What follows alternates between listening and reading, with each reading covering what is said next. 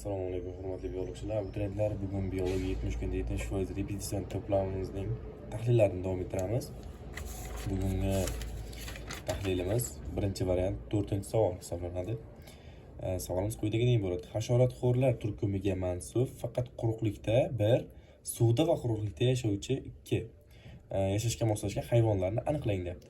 Xo'p, bu savolimiz eski 10-sinf kitobimizdan organik olam evolyutsiyasining asosiy yo'nalishlari, ya'ni 50-paragrafdan keltirilgan bo'lib, quyidagi rasmdan tuzilgan.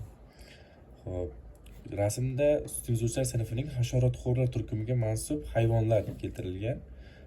Quruqlikdagi formalari sakrovchi, tipratikan va yerqazar.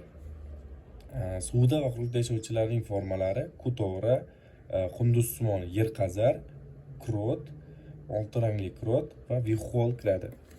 Xo'p, endi variantlarimizdagi savollarni javoblarini tahlil qiladigan bo'lsak, D javobda birinchi, ya'ni quruqlikda yashovchilarga sakrovchi, vixol, tipratikanni olyapti. Tipratikan to'g'ri, lekin sakrovchi va tipratikan to'g'ri, vixol xato bo'lganligi uchun D javob xato bo'ladi. C varianti, C javobimizga kelsak, krot, oltin rangli krot, kutora deyapti. Bu javob to'liq xato, chunki quruqlikda yashovchilarga suvda hamda quruqlikda yashovchilarni olib qo'yibdi.